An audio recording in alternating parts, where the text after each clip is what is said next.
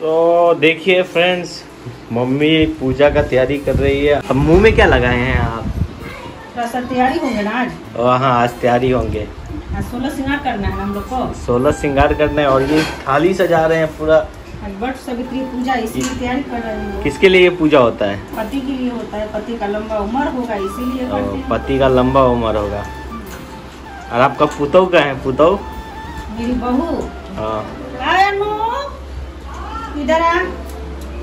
पति के लिए पूजा करोगी? हाँ, अच्छा चलो। और पति का तो रिस्पेक्ट करती नहीं हो, से झगड़ा करती रहती है। पति के लिए पूजा करेगी, अब पति से लड़ते रहेगी। यहाँ से सजा रही है मम्मी। हाँ, एकदम चमक रहा है। हाँ, वही तो, ये लड़की सजाती तो एकदम अभी जहाँ तहाँ सब सामान रख देती ना। तू कुछ नहीं बोलेगी? हाँ, क्या हुआ? कुछ नहीं। हाँ, अगले साल तो तू बहुत छोटी थी, तू देखी नहीं थी। आज तू देखेगी अच्छे से। आज तू उस बात मजा आएगी। हाँ, ठीक है ना? हाँ,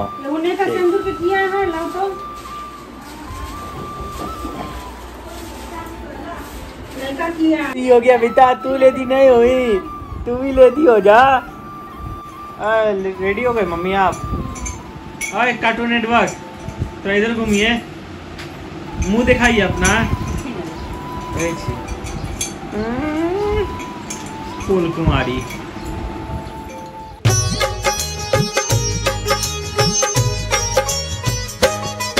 हम वट सावित्री व्रत की भक्तों कथा सुनाते हैं, पावन कथा सुनाते हैं। महिलाओं के भाग्योदय जिससे हो जाते हैं, हम कथा सुनाते हैं।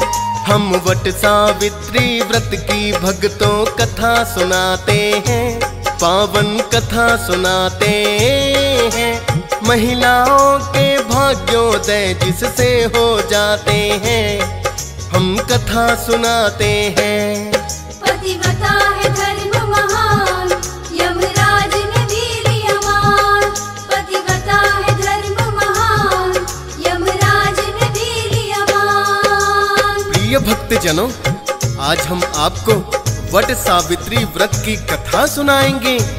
प्रिय भक्तों, वट सावित्री व्रत ज्येष्ठ मास की अमावस को किया जाता है। कुछ स्थानों पर ये व्रत ज्येष्ठ मास की पूर्णिमा को भी किया जाता है। भक्तजनों, वट सावित्री का यह व्रत महिलाओं को सौभाग्यवती एवं संतान प्राप्ति देने वाला है। पौराणिक कथाओं के अनुसार सती सावित्री इसी व्रत के प्रभाव से अपने पति सत्यवान को यमराज से छुड़ा लाई थी, तभी से यह व्रत किया जाता है। प्रिय भक्तों, वट वृक्ष को दीर्घायु का प्रतीक माना जाता है और सावित्री को सर्वोत्तम सती कहा गया है। इसीलिए इस व्रत का नाम वट सावित्री व्रत पड़ा।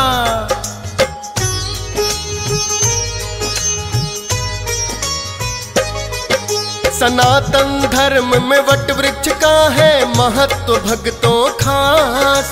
ब्रह्मा विष्णु शिव शंकर का जिसमें होता निवास। दीर्घायु का भी प्रतीक इस वृक्ष को माना जाए।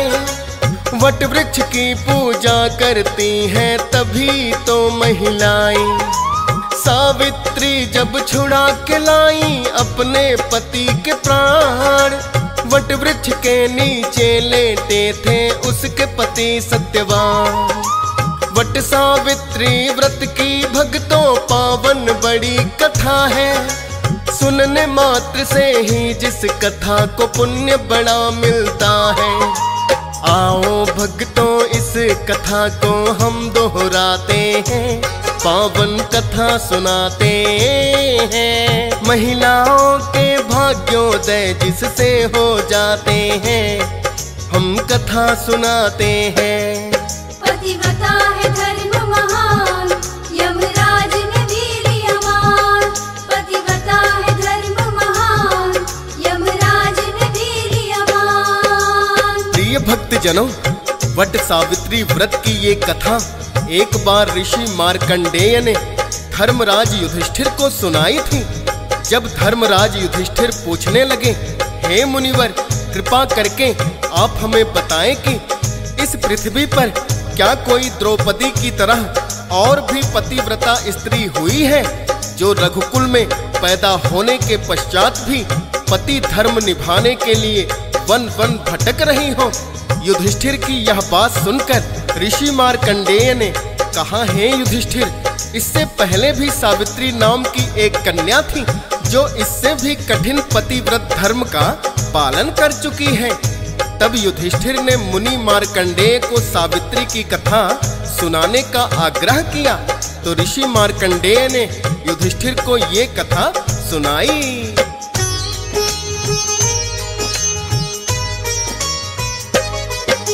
सती सावित्री की है युधिष्ठिर, अब तुम सुनो कथा। अश्वपति नामक एक राजा प्राचीन काल में था। अनेकों ही वर्षों तक उसको नहीं हुई संतान। पत्नी सहित किया है उन्होंने फिर यज्ञ का अनुष्ठान।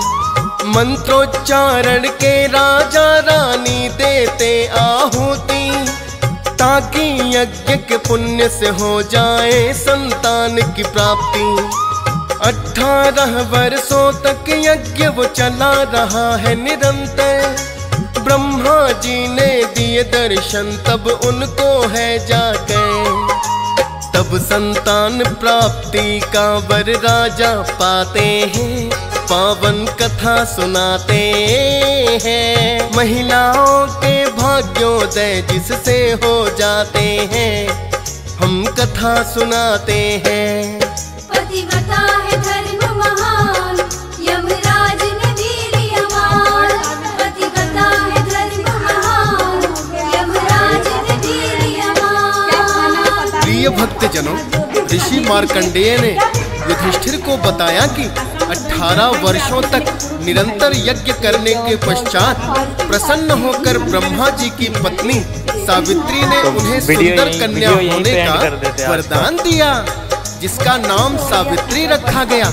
राजा अश्वपति की कन्या सावित्री अत्यंत ही गुणवती एवं सुशील थी।